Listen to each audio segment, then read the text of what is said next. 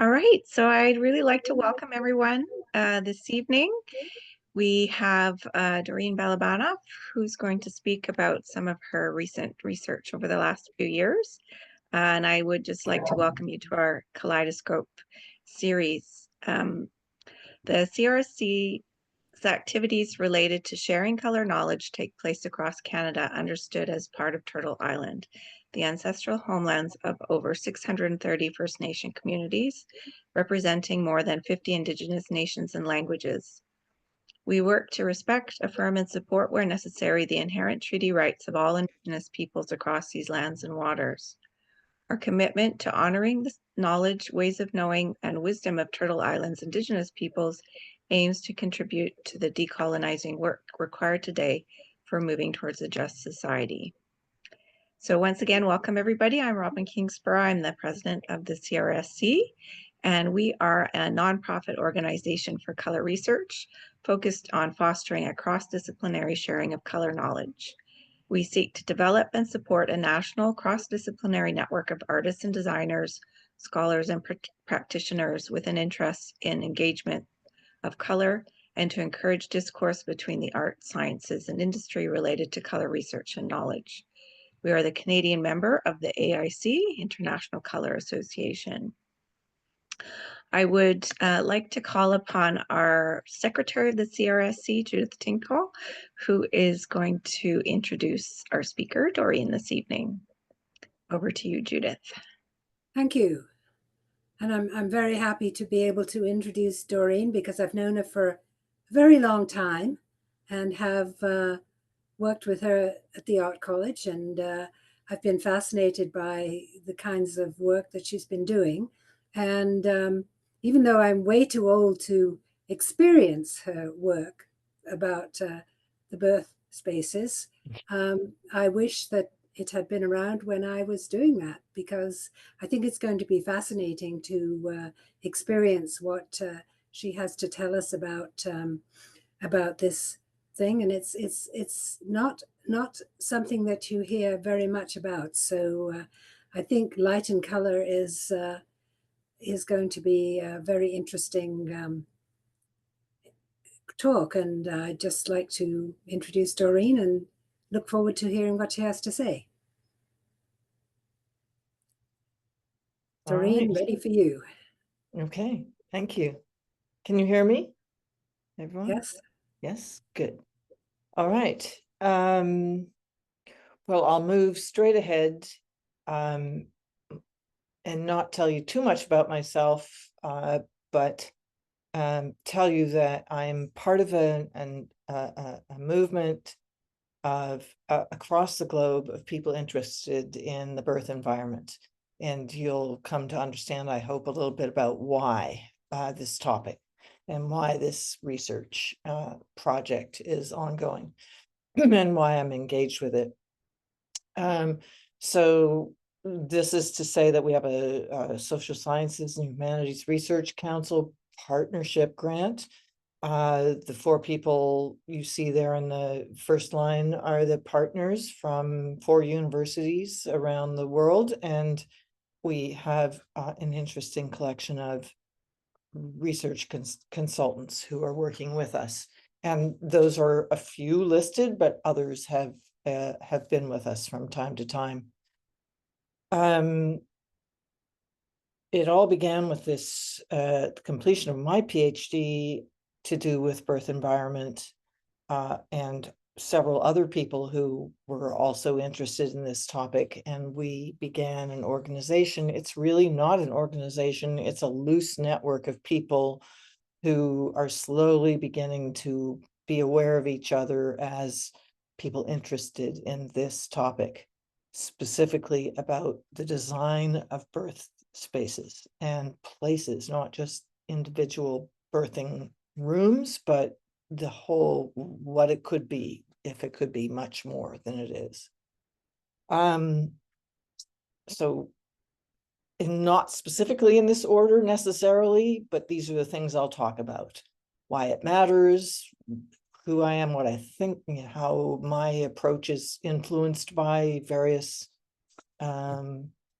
people engaged in phenomenological thinking about space and environment and experience and perception, and how all that influences our bodies, our mind bodies, etc.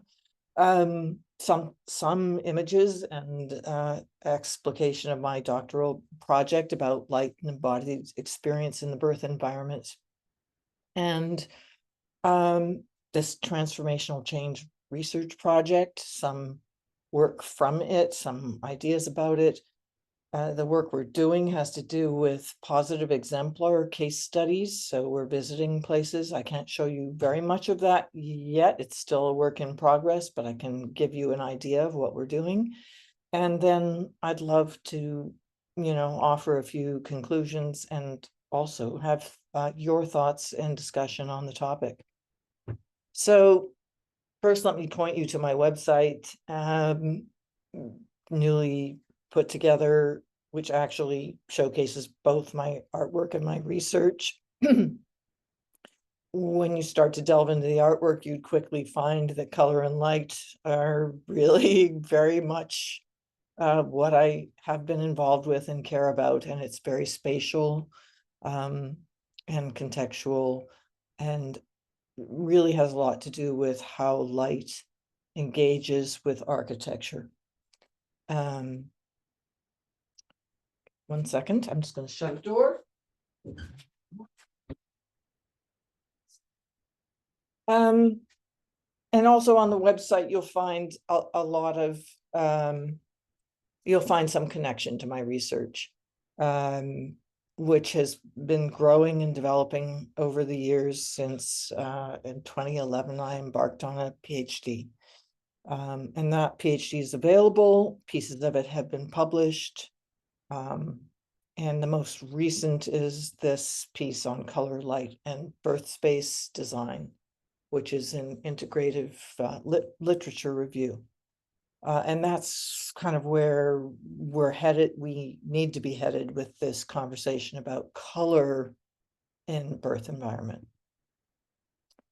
I gave a talk at one of the AIC International Color Association conferences and was invited to participate in this special issue on color and light. Verena Schindler is a really eminent person in the world of environmental color, and I was really privileged to have her be an editor on my piece of work that emerged from the conference and then the paper that evolved from it. And so this is the paper, and really it's a fundamental first step at saying, okay, before we launch into talking about color, light, and birth space in a kind of consolidated way, we really need a review of the literature. Who has done what on this topic? What do we know? And I think the topic, as I explored it here, just sought to see who has talked about birth space specifically in relation to color and light. There's a lot of literature about color and light in environment that's not integrated here, but it needs to be integrated into birth space design. And I think you'll agree with me as you see the conversations that are evolving about birth space. I want to give a kind of shout out to the AIC. If you're not a member already, it's the Color Research Society of Canada is the national member of the AIC, and it's a fantastic place to get involved with color and to meet and hear about color from people from every possible angle of color study. And so it's certainly fomented my capacity to work in an academic or research-oriented way with issues about color and ideas about color that were of interest to me. This is just a representation of my PhD, also available on my website, and in other places like ResearchGate and so on. But it's an architectural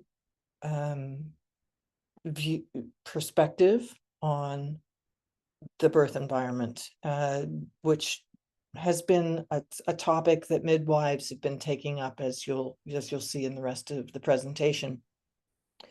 And it came to be about light and embodied experience. And for me, light is not just some abstract concept of light, but it involves light, color, and darkness as the full-on breadth and depth of what light is and what it means. So light, color, and darkness, in the way I understand light, is they're not separable. They're a continuum, and as Goethe pointed out, which I think is a really profound, simple piece of thinking, color itself is a degree of darkness.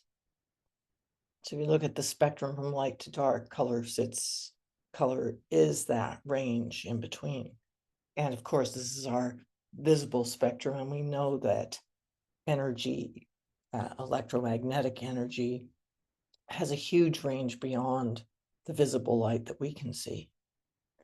And that's going to be, I think, more and more important in our understanding of perceptual capacity of beings in the world. When I began my PhD, this is one of the first things I did. Well, I should say, after about a year of studying birth and birth environment topics, who in the world was thinking about this? And I think, well, you can see that it's partly done in colored pencil, but I think at some point it decided to add watercolor to it. And so these are some very first ideas about what I thought birth environment needed, people dealing with birth environment needed to be thinking about. And I think the color added to this is pretty interesting. Because I think color builds this emotionality into things. And Alberto Perez Gomez, who's a very renowned Canadian architect, architectural theorist, head of school, important architecture school at Carleton. Emotion, he said, is a prototypical whole organism event that mobilizes and coordinates every aspect of the organism. And what he means by this, and talking about the physical places where we act, is that emotion is affiliated with place and with environment. And we'll see more about that later. I was privileged to be part of a research project.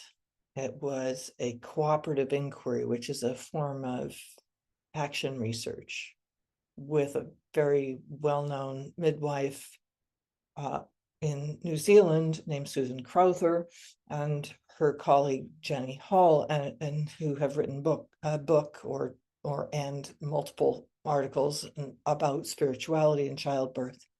And for about 6 months, I met with a group of people online, and we talked about spirituality and childbirth.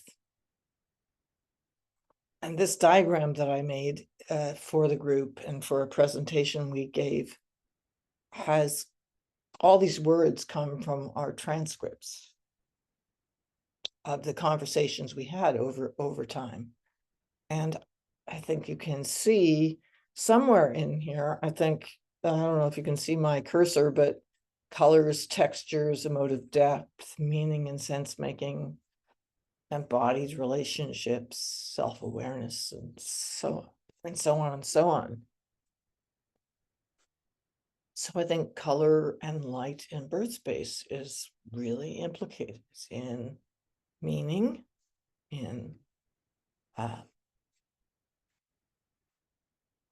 sense of space, place, and time, and how that influences us.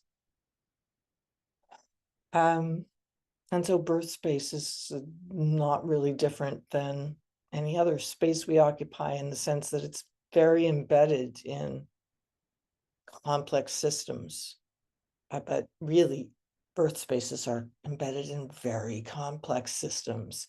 So this from a book about Indigenous experiences of birth show you this, the micro, the meso, the exo, the macro systems that complicate what actually happens in that intimate place of birth.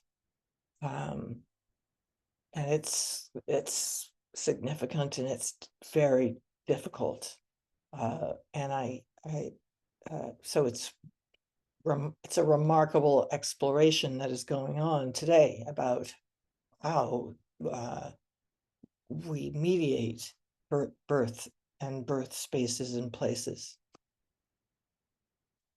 In Australia, it's I like this slide because it takes an image from a working exploration of what do Aboriginal people need in Australia to re-engage with and take back birth as a kind of fundamental experience and health making place.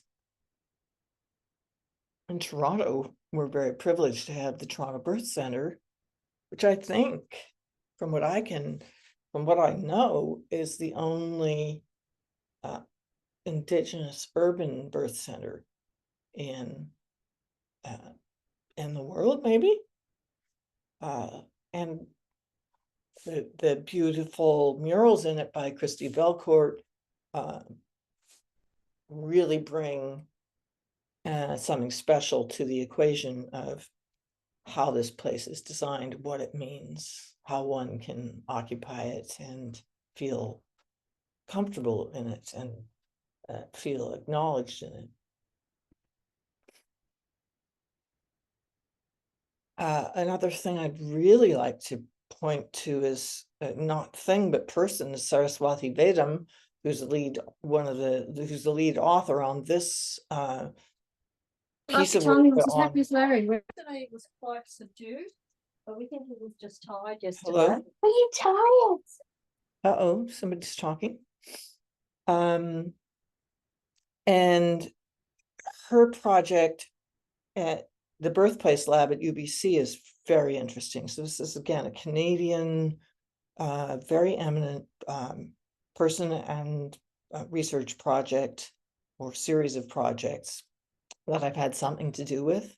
You know, if you're interested in equity, dignity, you know, the whole range of how birth is experienced, this is a very rich resource for you. During the pandemic, Saraswati Vedam was invited to be an international leader on a project about the pandemic and how women were experiencing birth in the pandemic. Very, very interesting.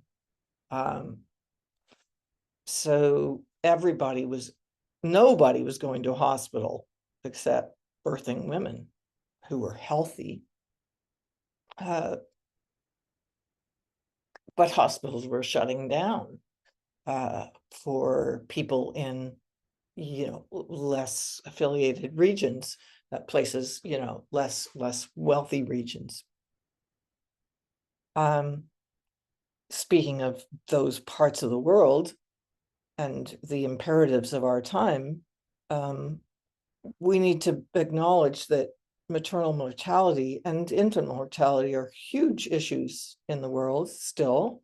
The Melinda Gates Foundation is very involved in this topic, but you can see the very high maternal mortality rates. So we have a really different condition in the the so-called developed countries compared to these parts of the world that are so-called less developed, is that people are migrating into the hospital world of mediated medicalized care is somewhat challenged in these places with very low maternal mortality rates, but we are exporting our westernized medicalized birth practices and places into these places of maternal mortality rates that are high. But really, why should we concern ourselves with this whole topic? Isn't it a bit obscure? And I guess the image on the left shows you why, if you look at it, you might think you might wish to give birth somewhere else. And the images on the right show some attempts to modulate that, make a difference, make it different, make it better, make it more home-like, make it more comforting, make it more give you more agency to move around, to have your partner with you in the bed, to have a bathing space that offers pain relief, and so on and so on. So fact is that most of the birthplaces in the world look a lot more like the one on the left than the stuff on the right. This is by midwives been called a biomedical birth space. It is a whole sociological stance about childbirth and the construction of childbirth as a medical surgical event, that it's dangerous, that a woman's body's incompetent, that women should be passive and on the bed. That's what this image conveys to you. And that's a pretty typical image of what people look at on a website or as they go into a birthing place to see, where am I going to give birth? What is going to happen to me? This image shows a very actually aesthetically sophisticated place that is turn of the century, early 20th century. Very nouveau, scientific, state-of-the-art place for giving birth. But you can see that you were clearly not going to do anything but get in that bed and have somebody take care of you and do things to you. That is certainly what this image is telling you. And so, here I'm showing you a few images from one of our case studies. This is in Marbella, an independent midwifery-led center. And I just want to highlight that there are 3 scales or levels of the birth environment that we're talking about. The room itself, there's the unit or the center as a whole. What else is in the space besides the birth rooms? Are there social spaces, kitchens, yoga rooms, and so on? And the ecological setting. So where is this place in the world, and how does it relate to the world it's in? And I don't know if this shows up in your screen, but it does in mine. So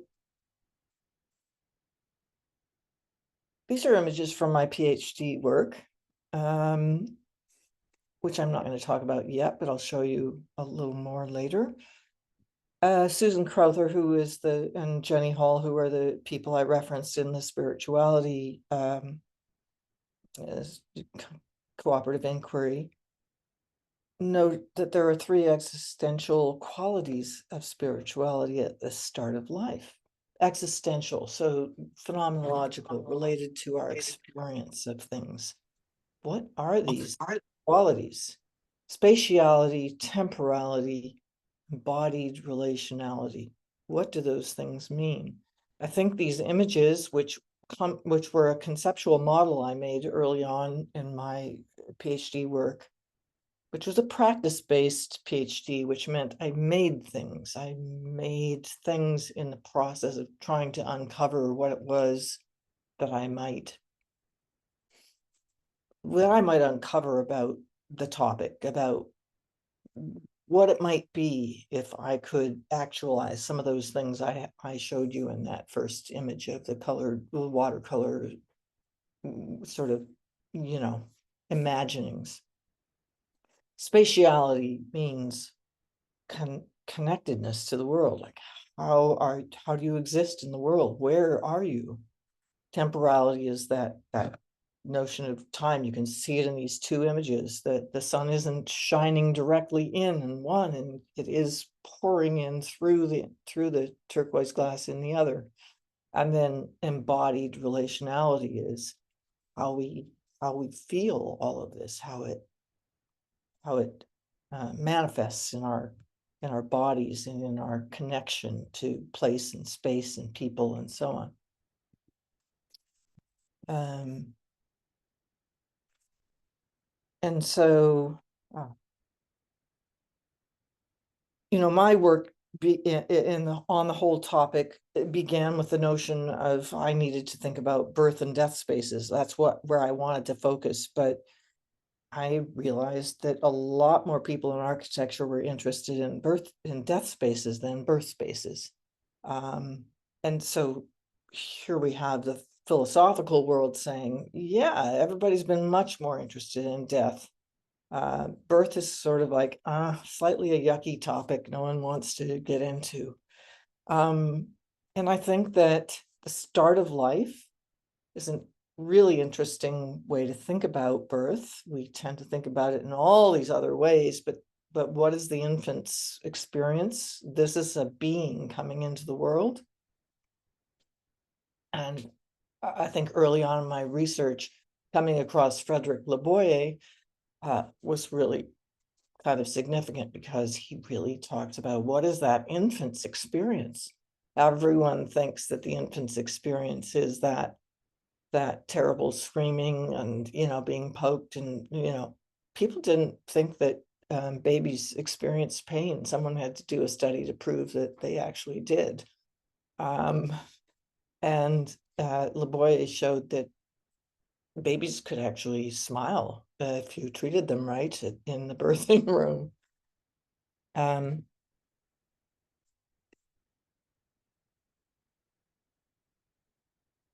Another really interesting person in this existential experiential space was Sheila Kitzinger, who's an anthropologist with very important books about the experience of childbirth and supporting the notions of natural birth. And for me, reading her work conjured up many ideas about the existential experience of place and what that offered in those sort of spiritual pieces of temporality, spatiality, and relationship that are all evoked here. This is an interesting sort of shot from the architect who I met in Denmark recently, showing us this birth space, these birth spaces that use an artistic approach to bringing local environment into the birth space through these moving video images and with soundscapes and so on, directly recorded in the environments, which are they did interactive work with the people and communities to get them to talk about the places and spaces they enjoyed being in nature, and they then went and did serious work out in the field, photographing and sound recording. And so this looks like a static image, but indeed there are many different possible images from summer, winter, fall, and so on, in different specific locales that people recognize. that really offer up a whole different understanding of how you might bring experiential, existential stuff into the birth space. A really early kind of study, 2003 and 2005, asked women in the UK what they wanted from the birth environment. And this has been a kind of grounding piece of work, because really this notion that 9 out of 10 of the women felt the physical environment could affect how easy or difficult it is to give birth was really a powerful message.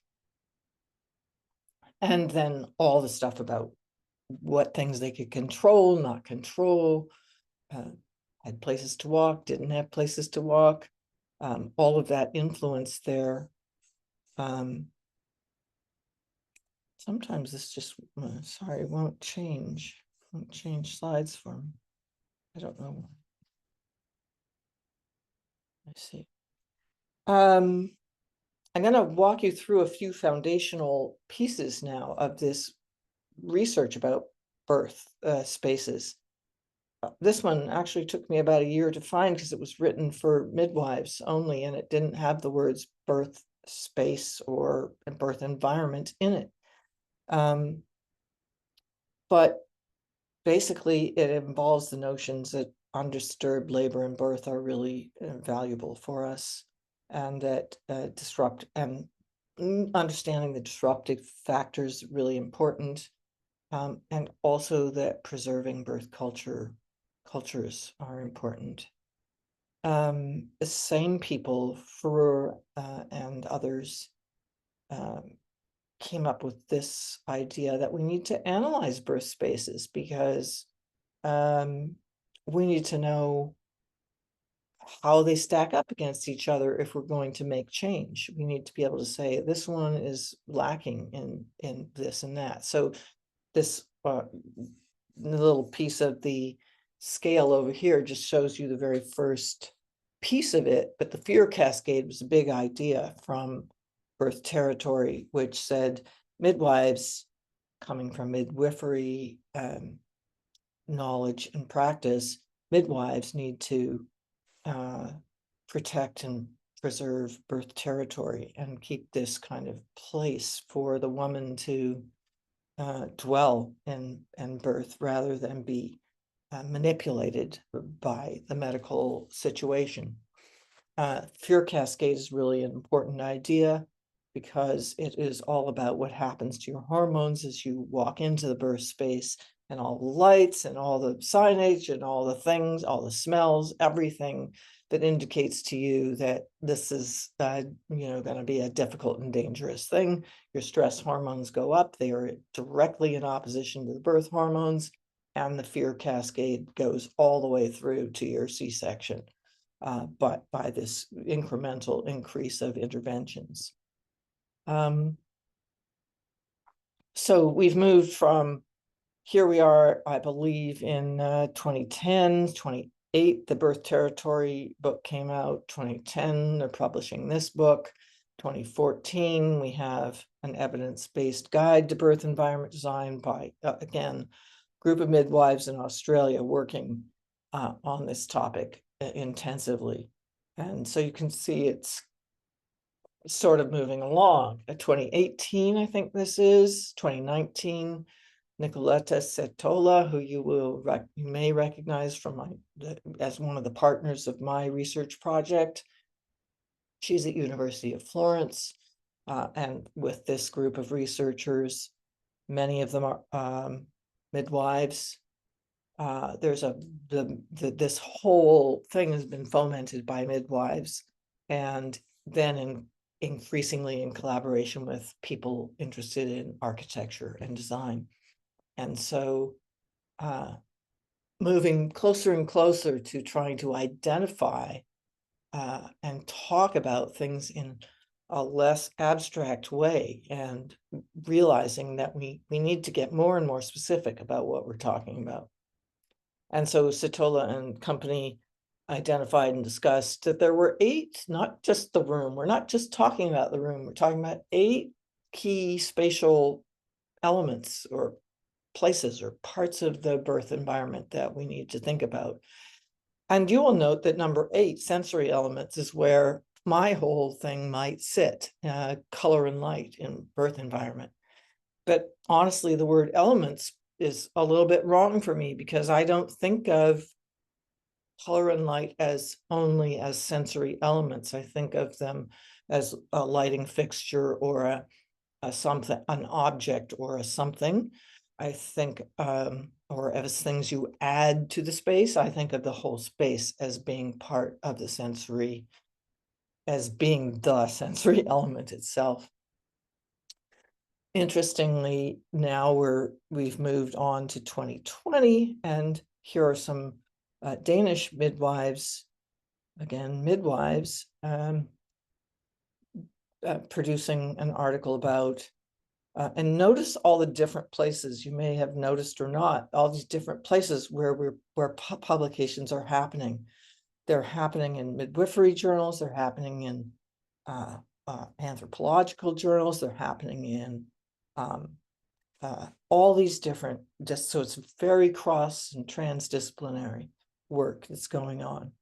And here they're talking about new kinds of colored illumination and in healthcare environments, and how are they thinking about using it? And there are many more than this, so I'm not showing you the full range of what's out there in the world, but here they're taking two similar or same rooms, and they're just doing interventions on the lighting. You can see they're very simple. Turn off the overhead lights, don't use that surgical light that hangs from the ceiling. That's an examination thing. Make the light warmer, add some other elements. Midwives have been doing this for a long time to birth spaces, and it's one of the problems with hospital spaces. They are overlit and they are not conducive to birth. Here, a very eminent person in this conversation is Dr. Michel Audin. He's still alive, he's in his 90s. He was a French doctor, ran his own birth center centered on natural birth in Pithiviers, France for many years, and then he moved to the UK. But he is very responsible for bringing this whole topic of the birth environment as important for birth into the light, And light and darkness turn out to be very significant aspects of birth. And again, more and more, we are linking all of this to neurohormones and knowing what happens in the mind and body, which are not separate, and that hormones are this kind of mind-body connectivity that provide emotionality and that stimulate and control what happens to us. And so Audin here makes a really simple point, but he's backed it up over and over again in multiple books with understandings of what happens to animals. You put mice in a glass bowl and shine bright light on them, they will have very big trouble giving birth. And so, and on it goes with many other of those kinds of animal studies. It's well known. And so, and then there's much more to know about this. Turn the page here. No. Sometimes it just doesn't go. Okay. So again, Michel Audin, pretty interesting course. I haven't looked at it in depth, but understanding his whole concept is that birth is a really crucial time of building health and well-being. And it's very important for long-range health of an individual. Of course, short-term, what happens in the moment is important, but long-term, what happens is really influential on an individual's health and therefore long-term on the whole future of humanity. And he makes a really interesting case for this.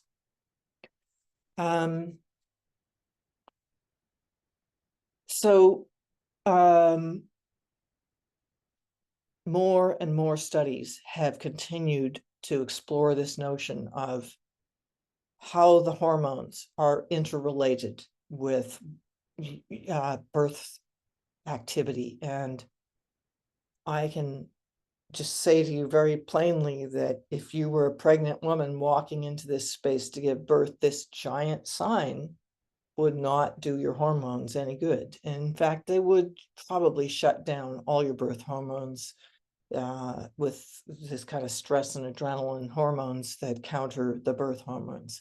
So you would walk in here with your labor stopped. And that's part of the fear cascade that says, okay, well, the next thing's going to happen is they're not going to wait very long, then they're going to induce. And after they induce, the baby's heart rate is going to have some trouble. And then they're going to move on to the next step. And the next step, which pretty soon leads you to a C-section. And the C-section rates are really, really high and unnecessarily so. So that's the foundational stuff. And these two people have been very foundational in my own work, in my own research, my own PhD. They're the founders of phenomenology, really, and of the understanding that there's this deep reciprocity between perceiver and environment. And so our perceptions are not just what we see, but what we feel, how we act, what drives us to move and do things in the world.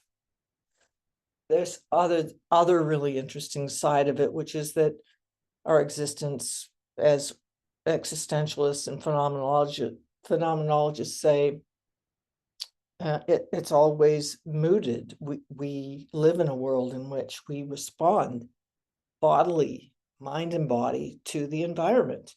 And so Heidegger calls them attunements. We are our emotions are a way of being in the world. They just are what we do and who we are in the world. And we don't think about them, we just exist within them. And so there are some other lots of really interesting people talking and thinking about these two people from the architectural aesthetics world. Well, three people here, but many, many more about neuroaesthetics, architectural aesthetics that think about atmospheres and how the mind and body connect to those and are influenced by those. So Michelle O'Donnell called oxytocin one of the preeminent birth hormones, the hormone of love. It's active across the entire emotional and sexual realm. And so what triggers melatonin? What triggers oxytocin?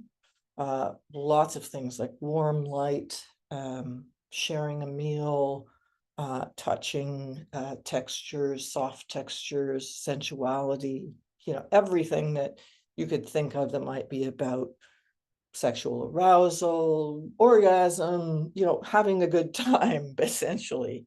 Oxytocin's involved. And now we have melatonin also acknowledged as crucial to triggering and sustaining labor processes. And so melatonin, as we know, is regulate. Blue light has a huge, and I'll talk about this a little more soon. Melatonin is very susceptible to blue light. It's the circadian hormone. And so we know that color, and by that I mean color, light, and darkness, has a key role to play.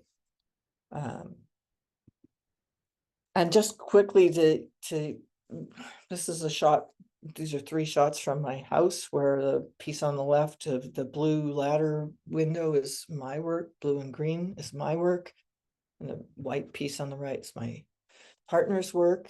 And it's this experiential, immersive and temporal work that engages the architecture through the use of color and light in space. And I'm We're going in to about 5 minutes. run you through. These are images from my PhD, and from my understanding that the value, the import of, sometimes we just won't, it doesn't want to go ahead. Here we go. So I'm just going to quickly show you images from my process-based PhD work that are all about this notion of embodied experience, and they just make you wonder and ponder about what kind of spaces and places we could be making, as opposed to think back to that emergency sign, think about bathing spaces, think about veils, and think about privacy, lightness and darkness, think about how color emanates from the walls and occupies the atmosphere, think about emotionality, intensity of experience. This is actually a birth space that I imagined in my PhD. But think about the aliveness of things that could be brought into spatial worlds, the way that shape of things and the flow of things influences our bodies, but also just influences the visual sensations, the ways that we see and feel the world, see and feel the spaces we're in. And in all of this, I am imagining, this is just one possible example, but one of the things that happened to me in my work was that I decided, this is on the roof of the house I showed you the inside of earlier. I needed to get outside of my interior studio and photograph things from underneath. And so I built a table on the roof and I began to make things there. And I got very interested in the fact that experiencing the sky and the passing of the light and the weather was really, really interesting and important in placing oneself in the world. Here's Norberg Schultz, an architect who was a phenomenologist and said, really, sky is the origin of light, earth is the manifestation, light is the unifying ground of the world. That's sort of where I sit with all of this. These are ideas from my PhD that were the emergent ideas about what we need to bring to birth space. And, you know, as regards color, what is the right color for a place of birth? We can't really define that.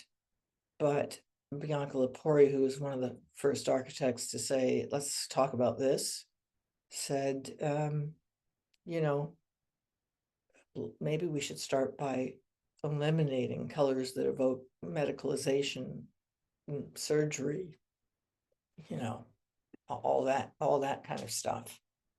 My literature review, one of the most interesting articles I found was by Arua and Hessing. And they talked about, they used biometric measuring and interviews and locational mapping to talk about women's descriptions of the time and place and what was going on with them. So here we see the birthing woman and where she's located in the delivery room, the hall, the corridor, and so on. And they say, we note on the EDA tracking that stress peaks persisted in the hall of the delivery block. Despite the use of a pink touch, it might be as a consequence of the use of white color and bright light. This was confirmed by the woman saying, despite the presence of the pink, it feels white and pale. I can't forget that I'm in a hospital.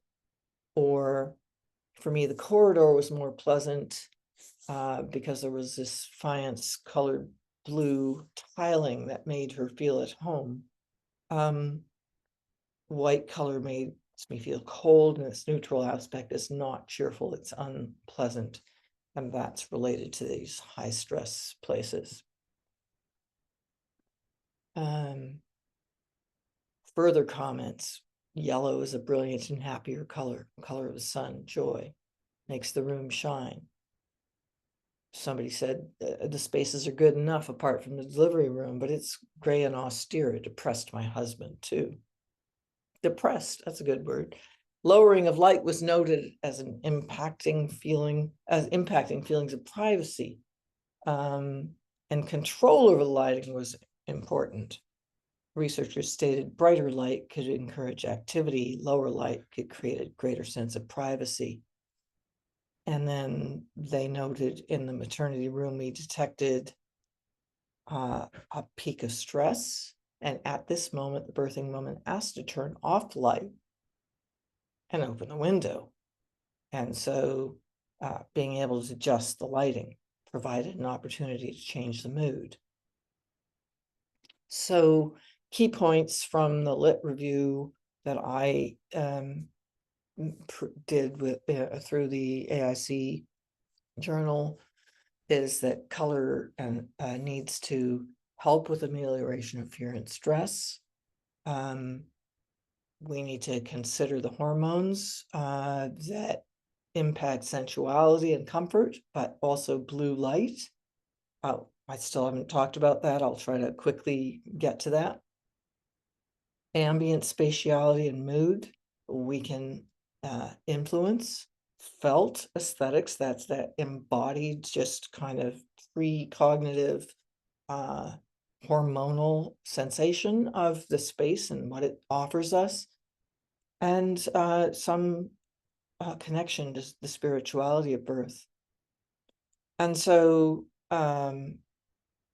we know that people like Florence Nightingale long ago talked about the import of color and light on people in institutional spaces and ill people, and how it really rejuvenated them and made them feel better. Lepori noted that material and colors could be calming as well as strengthening. And this is really interesting, I think, in relation to, should you use only calming things that are very sort of tepid and soft, or should you add vivid color? And I haven't showed it, but in the gamut of stuff that you can see online, you can see a real range across this, from very shocking color to very quiet. And so people are very involved in this. What are images? What do images show us? And images are really representations of what the environment is saying to us.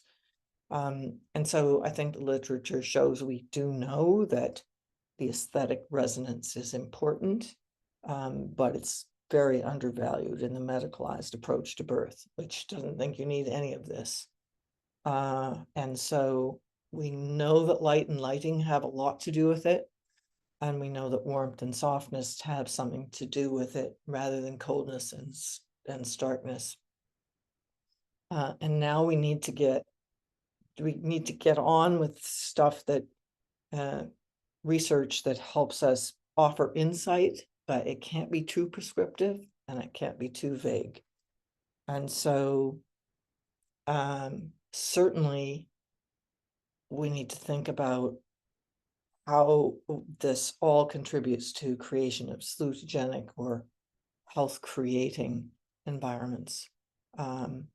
It has to be developed.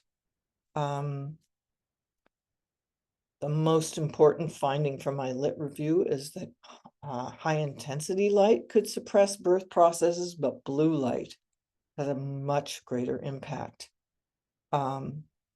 This man, James Olsees, I had a conversation with him online recently because I'm fascinated about this work to do with melatonin. And he's actually producing a light emitting pair of glasses that preterm women will wear, which can shut down preterm labor. And he was fascinated by the notion that actually we should think about this blue light environmentally as well.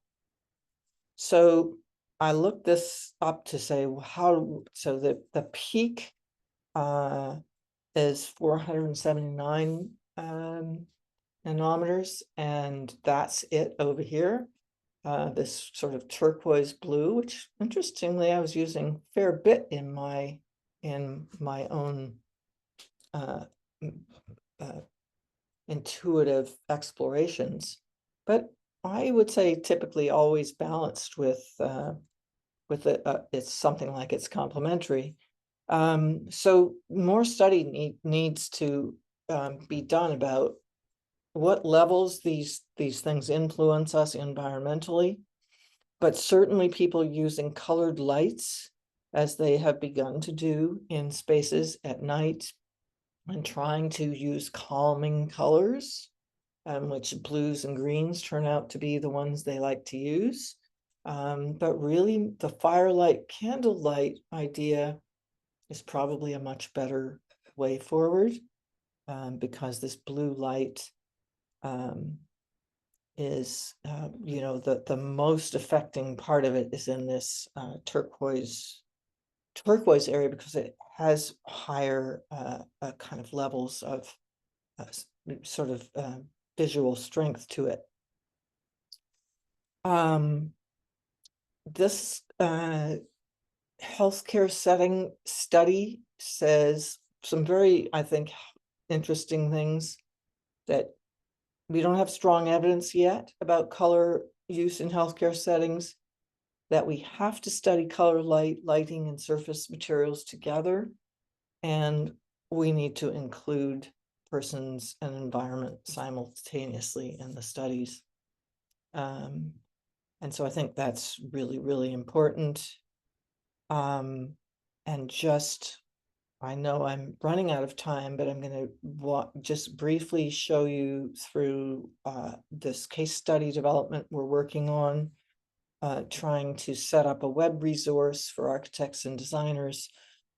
This is just not an actual mock-up, but more a thought about what we need to have in a case study. But we will have multiple case studies, places we've actually visited, and then how we've taken videos, photographs, interviews, all of the floor plans and architectural drawings, and then put those together into an analysis. We're using this ICF system, Issues Concept Forms, which is an architectural way of thinking about what are the issues that designers need to think about, what kind of concepts arise from those issues. If you're an architect, what kind of architectural concepts, and then what did you actually make? And then being able to show examples. Interesting example from Britain. The Brent Birth Center doesn't exist anymore, but it was a very beautiful birth center we'll probably be doing a case study of. We are really interested in that there are places around the world that are really different from one another. And so Kochambala in Uganda shows you the use of local materials and a very climate-oriented and sustainable place. It has its own electrical and water and so on. And then here's the Toronto Birth Center. And here's Terra Alta in Switzerland, which will be our first case study that we'll present on our website. Which I think one image of was posted on our Instagram post about this. But so what we'll be doing is presenting images and some comments from the people that we interviewed, whether they're midwives or women. This one from a midwife saying that, you know, the birthing woman came in about 6 a.m. and the sun was just coming up, and the partner said, wow, the mornings here are really beautiful, as they are. But the richness of the color experience here is really interesting. The way that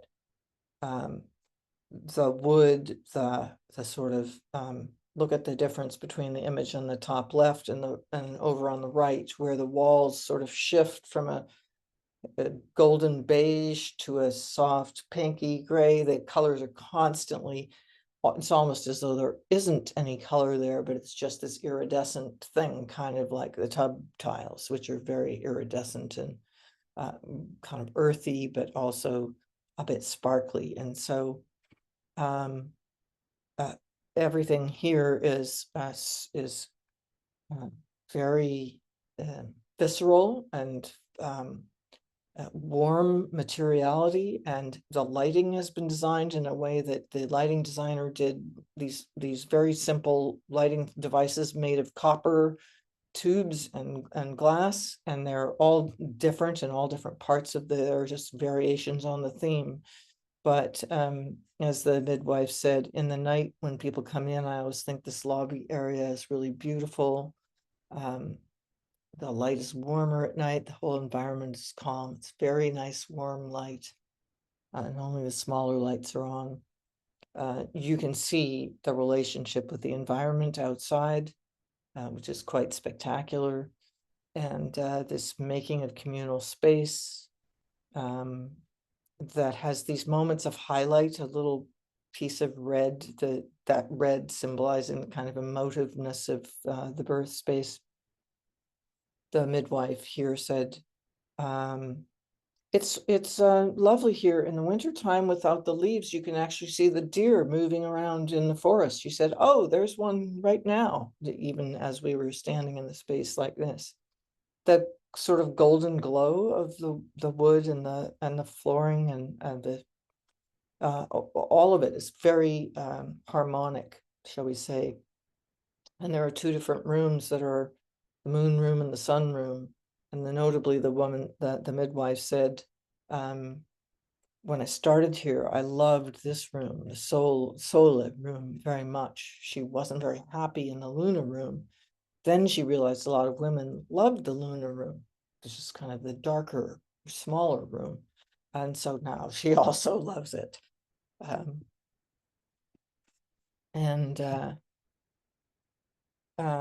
In many of the places we've been, this kind of veil-like thing that happens with the ways that the windows can be modulated is really a beautiful addition to the sensuality of the space and to the feelings of privacy, but also kind of a sort of sensual richness to how things are modulated and how you can sort of stop down but still see things, and kind of see how the artworks in the place were really interesting here. They were all done by the same artists. When I asked about them, nobody seemed to think too much about them. I think it's because they just blended in a really organic way, and they were all about texture and visceral experience, and sometimes they were bright red and sometimes they were dark black, but they were always about a kind of physicality and about a sense of touch and about openings and closings and foldings and things that, you know, might relate. And I know I'm running out Doreen, do we want to open it up for questions now? Yeah, we should do that. And I will just flip you through these last images to show you the variety of places we're looking at. And yeah, and there I am. And I hope to be able to share more of this with you later. Yeah. Thank you so much, Doreen. That was amazing and fascinating and presents a really great overview of where we need to go. Wondering if anybody has questions. Please, if you want to turn your cameras on, that would be great to see you. Wave. And we had one comment so far in the chat. You can put questions in the chat. You can also unmute. Jackie says, all of this is so relevant, way beyond birth spaces. It could be applied to healthcare and hospital spaces as a whole, and could surely contribute to better experiences and outcomes for patients, even staff and visitors. It's simple, so why is it not happening? Yeah. Well, I think the short answer is that it is happening. That all of this is a kind of a movement towards, you know, I mean, it goes back a long way for those of us in the audience who are designers, the notion of user experience. And so who is the user in this case has really come around to what is their experience? And really, honestly, the experience has been awful for users in the healthcare system. And they have been subjugated and treated as though they are not, they are bodies, but not persons, and that the environment doesn't matter, because we're only focused on the body as a kind of machine or a mechanical system that needs fixing. A car that needs fixing is directly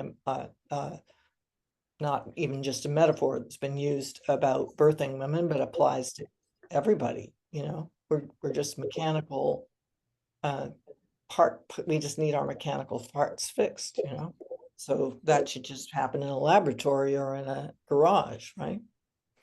But no longer. I think we see a big movement away from this now. Montaha had a question about blue. Montaha, do you want to ask? Yeah, first of all, thank you so much, Doreen. It was fascinating, all this research that you have done. I wasn't quite sure I understood about the color blue. It should be avoided. Yeah, yeah, let me, because I think somehow some of my slides just didn't happen, got left out there. So the very, very interesting news is that, and it's pretty recent, but it's been ongoing for quite a while, but hasn't surfaced into environmental awareness because medical people are focused on medical devices and medical approaches, right? So the thought that this could apply environmentally is not really come into the minds of those that have been studying this for a long time now. And we have known for a long time through animal studies that melatonin, well, today everybody, I think, knows that melatonin which is the thing that helps you go to sleep. Melatonin is influenced by blue light. You're not supposed to look at TV screens, you know, in the evening, or computer screens. All of our devices that have bright blue lights on them, we shouldn't look at those bright blue lights because they keep us from going to sleep. So our whole circadian rhythm it's important for us to have blue light, as in daylight, during the day. But at about 6 o'clock, we need to migrate into not blue light, because that's when the blue light naturally goes away, right? And then we turn on firelight, candlelight in the past, and other lights that we all have now. So we know this now about circadian rhythms and blue light. But what's really these scientists have known for some time, but haven't really shared with all of us, is that melatonin seems to be not just oxytocin, which everybody knows about as the birth hormone and the thing that triggers and sustains birth, but melatonin is actually now understood as the trigger for labor and for birth processes. Not only the trigger and then the sustaining, and then works with oxytocin, but it's understood to be the trigger. So that's why these scientists are now working on these glasses where they'll put blue light right here inside the glasses, and you will sleep with those glasses if you are a woman prone to premature birth. And that will be very significant improvement for to stop premature births from happening as much. And it's a big problem, as you know. We have all these NICU units and lots of money spent on all the problems of premature birth. So surprisingly, no one's been talking about this. And you see these images of birthing rooms that are now using colored lights, and everybody thinks blue light is relaxing and calming, blue and green light. Well, blue light's about twice as likely to cause to shut down your labor as green light, but both of them will, and so will very bright light. So you enter into a hospital, you enter into a brightly lit corridor, already you've already had the trigger of the red emergency sign, and that's shut down your labor. And now you go into the white corridor with the bright light, that shuts down even more. You go into the birth room, someone turns on some blue lights, or just white bright lights, but even so, they turn on the fancy colored lights, and you are bathed in blue light, and your birth hormones just went away, your labor stopped, and all of that triggers now this series of interventions of inducing labor, and then, you know, on and on, all the way to complications. So yeah, it's very significant, and it's not very well known right now. Right. If I may reply, it's okay. Just so I understand correctly, because you're saying that melatonin, based on the studies, is required together with oxytocin to induce labor, and blue is good to induce melatonin production, basically. But No, it shuts it down. It shuts it shuts it down. Okay. Yes. But on the other side, also there are a lot of studies about how the color blue induce or increase the production of a dopamine, which is the hormone to make us feel happy. So it sounds a little bit contradictory. That's why it grabbed my attention. Right. So I think that the notion that blue light's really important for us in the daytime. So getting out in the sunlight in the daytime, in the bright sunlight, and that is, you know, if you look at the spectrum of light, I'm sure you know that blue light, you know, daylight is a fairly blue light in terms of the spectrum of possible light, right? So you need that for what you're talking about, that feeling good, that being able to get up in the morning and, you know, not be depressed, right? Not feel sad or depressed or whatever. You really need that. But at night, it's absolutely what you shouldn't have. And so because we are not nocturnal, we are diurnal creatures. So if we were nocturnal, we'd be giving birth in the daylight, in the daytime, but we are the other way around. We give birth at night. That's the normal circadian rhythm of reproduction for mammals, for diurnal mammals, right? With daytime, we're active. At nighttime, we give birth when everyone else is asleep. That's the general idea. You know, rodents and so on are reversed. They will give birth in the middle of the day because everyone's asleep in their family during that time. Stephanie, you want to unmute? I just want to say I do appreciate this conversation, sort of the science of light and its effects on us, but my comment is on a different topic, if that's okay. I want to say hi, Doreen. I haven't seen you in person in quite some time. I don't know if you remember me. I was on the wayfinding in the Toronto Community Housing Project. Oh, about Nice, 15 years Stephanie. ago. Yeah.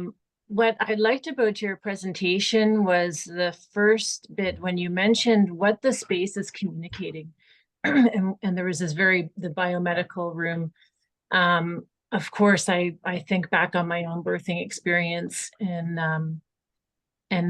what I feel like is, if we consider that idea that the space is communicating, and when we are thinking about color and we're making the space very conducive to a woman's, the process of giving birth, I also think that would increase the sense of agency of the woman herself to be able to communicate herself. I mean, if the space is prepared for you and it's communicating a positive message, there's much better chance that you'll be able to perhaps advocate for yourself.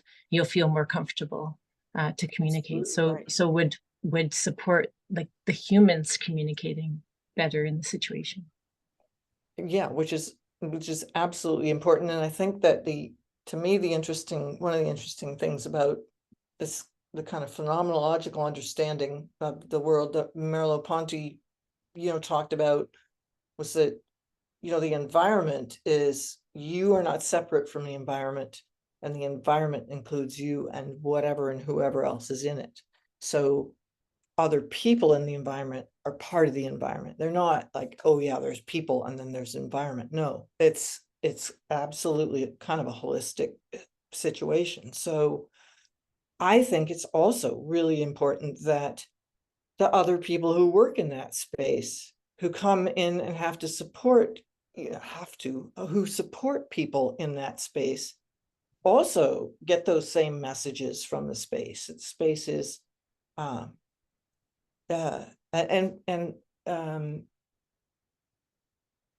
this notion that embodied experience and phenomenological experience also say, that agency is really important, and that's how perception really works. It's through agency. Our perceptual system is kind of holistic, and it says, I need to do that. I look around, I see what's available, affordances, and then I say, there's a stick. What do I need to do with that stick? I want to knock down a nut from the tree, or I want to whack a bear who's trying to kill me, or so that the thing becomes an affordance for different things depending on my agency and what I want to do. And so, yeah, it's very integrated. And so for me, in my PhD work, the notion that you needed to have destinations in the birth space, because you needed a reason to walk somewhere to get up from where you were, and so whether that was to sit down and have a cup of coffee, or whether that was to go outside and bask in a little sunshine, or or have a place to lie down, or to go to the darkness or to go to the light. One of the midwives for Terra Alta, the founding midwife, she said in an interview, well, what I actually tried to do with that space was make places of coolness and warmth. And I would do it much more next time around. I would make it more divergent so that you had a place to go that was warm and a place to go that was cold. So that's that building of that agency that you're talking about, right? Yeah, it's really important. Great. Any other comments or questions? Udo, have you ever done any hospitals or? You have, yes, we know you have. Yes, I have. Unfortunately, it's just a recent project and still implemented. We have developed quite a rich color theme and imagery for that birthing center within the hospital complex. So it was not a standalone building, which is already not so good. When you look at the whole experience from the beginning to the end. Yeah, at the end, basically, for cost reasons, even so this is not really a big cost factor, it was scaled down to just a token, color reference. And from that standpoint, that experience was disappointing that we couldn't get these ideas that everybody loved, but we couldn't go against the machinery of the hospital and Yeah, it's difficult. that Yeah. that scientific setup or that pseudo-scientific setup that it has to be this way and that way, Yeah. and then with the cost angle, they reduced it to very little. So It's so interesting because the one of the case studies we're doing is in Denmark, and they've now got 2 hospitals where they've done they decided that, well, from their research and from their studies, they discovered that something didn't work. They were testing 2 different rooms, one much more sensory and so on, and the other one just a regular room. What they found from that was not what they wanted to find, which was that the sensory room was going to be much better for birth and better outcomes and so on. They didn't find that. What they realized was they needed to make all the rooms exactly the same. And they wanted to eliminate this notion of high risk and low risk women. So, you sit there in the place and someone is deciding if you're going to go into the high risk room, which it looks like a surgical room, and the low risk people go into something that's more home-like, So they wanted to get rid of that differentiation. And so they made all the rooms exactly, they did a whole new thing. They made all the rooms, they did studies, they tested, they made all the rooms the same, not even flipped. Architects like to flip them, right? Here's one, here's the other, right? Back to back services and so on. right. No, they made them all exactly the same. So you walk into that room, your orientation is, and we had a doctor come in and talk to us. And he was so excited to tell us all about how when he walked into this room, over on the left was the more ambient thing. Over on the right was the medical stuff. He knew where every medicine was. He just had to turn, open this cupboard, grab this thing right there. Everything was the same in every room. He didn't have to think. That was really interesting, and the way it leveled the playing field for all. But wow, what a cost was put into this. Yeah. But they have the lowest C-section rate. They get every year, they get this rating as the best maternity hospital in Denmark. And it's all related to all their outcomes and so on. And so they've put a lot of money in, but they don't have to spend it on NICU units and preterm labor places and all the other crazy stuff that falls out from yeah. And it's an investment in the long-term health of everyone in this, every single person in the country, so Yeah. it's important. It's probably pretty cheap, whatever money you spend on it, but you're right. That was that diagram of all the stuff that, the systems are very different in every place we go. The Swiss one that I'm showing you looks like a very luxury, and it is a privately run and owned place, but anybody in Switzerland can go there. They could go there, or they could go to the hospital that's 6 minutes away, and they can stay there for 4 days, and it's paid for, and they get the most beautiful food and care, and there's a whole postnatal space above, and they come down and have food in that beautiful space you saw, and someone cooks it for them fresh every day, like no canned foods. So it's a question of what the society wants to prioritize. But I think that what our goal with the web resource project is to put some things in your hand. So you would be able to go to that website and show people the case studies and show them, link it to the evidence, the papers that, that say that this is why this is good. This is why this is important. and you'd be able to utilize that as and everyone could look at it. CEO of the hospital could look at it, and so on, and say, oh, I see.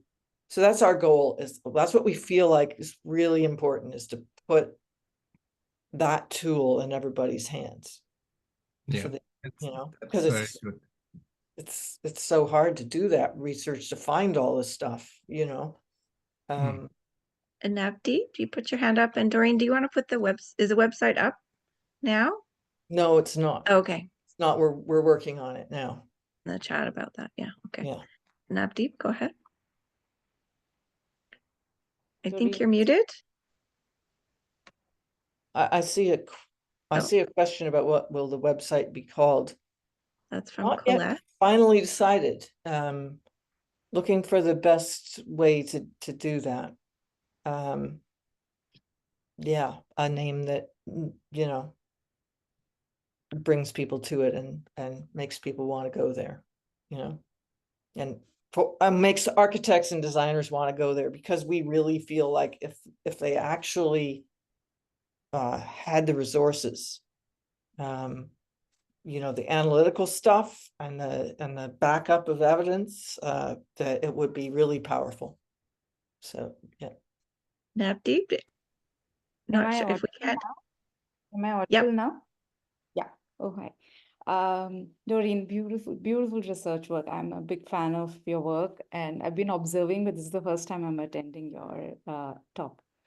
So I've been quite interested in the wellness space for birth spaces, because I run a children's brand, and I do see a lot of mothers coming and also needing the similar calming environments that we lay across, in terms of our products. And then that's what interested me. And I'm from design background, and spaces were on my mind. I mean, how I want to incorporate my knowledge past 8 years in this field. And that's how I'm here. My question is that how can, so one is the birth environments during the labor, and your research is all about that. But a lot of questions come to me that prenatal and postnatal environments also are equally important. Yeah. So because I know there is a certain color palette, and I use natural colors in my clothing and all the accessories that we make for children. So whenever mothers have seen, they've reflected upon the colors as a feedback that why we haven't gone through this experience, why is it only for children and not for us? So that's what just struck me, that what can be done for prenatal and postnatal environments too. Well, I think some of what will come out in our case studies is the diversity of what's possible. I think that's a big goal too. I think that as we're looking through places, and we're picking what we call positive exemplars. We don't want to show you ugly, bad things. We want to show you the best, and then kind of speak to it, analyze it. So for example, in the Terra Alta example that I showed, that place has a huge room. I don't think I showed, that is a yoga room. It's where the prenatal classes happen. So the movement, that kind of thing. But also during COVID, it was right off the front door. They could just move people off into that space. They could divide that space into two. They could screen people. They could separate it out. But it was like a community, center space in a way, right? And you could get information and classes and so on. And I think the best, from what I can understand, the best models of this are going to be community. They're almost like community centers. They have the full gamut. They have the prenatal, and even this place, Terra Alta, had the postnatal, built right into it, and in different parts of that. That's a very unique thing, but it exists in that sort of Germany, Austria world, this notion that you will take care of people for 3 or 4 days. And women in the beginning, the first child, they don't think they need that or want to do that. But the second child, they come in and they go, yes, please, can I do 4 days? And then it's just the parents and the child and the other children are, can come in and visit, but as you saw, the grandfather sitting with a child, right? They came to visit, but they didn't stay. So these people got an absolute, like, that we don't have that kind of generational care thing going on as much today. And so this is a huge luxury, but it's also a fundamental, thing that's needed. So we're going, one of us is going to a place in Venezuela soon in the new year that is a community built birth place and space, and it has all of that. I don't know. And a colleague of ours in Africa did a PhD on postnatal spaces in Nigeria and how those should be treated differently. Many of the places we have postnatal, like 1 or 2 day places that you can stay. There's another really interesting thing, which is that there's more interest in what happens to people who have a stillbirth or have some traumatic experience, and is there a place for them? Do you how do you design for that? And that's starting to happen too. So I think there's so much richness to what can be done. I mean, I think things like, well, if you were to examine a lot of the images that I see, that you will even look at online, you'll see these blue clothings or green clothings that the people are wearing who are the, attendants and caregivers, but they are really they could be in serious conflict with the environment. I think sometimes people design the environment so it goes with that stuff, which turns it all blue or green and green surgical rooms. Why were they invented? Green. They were to counteract the after images of blood, right? So we went to a hospital in Madrid we went upstairs to the surgical space. The entire place was green and everyone wore green. It was the most green place you'd ever, bright green, and then we went down into the midwifery-led birthing rooms that were all ambient and soft and earth colors and so on. So different. But most of the people are giving birth in the green space, in this shocking, crazy place. It was completely crazy. We have pictures of it. I should show some of those. But so I think clothing, people want to wear whatever they want to wear, but they used to have to put on uniforms. You came into the hospital, you put on gowns, right? If anybody is still doing that, someone should design the gowns. Someone should design the gowns in relation to the, space, like, so it all is, harmonic, right? I don't know. There's a lot to think about and do.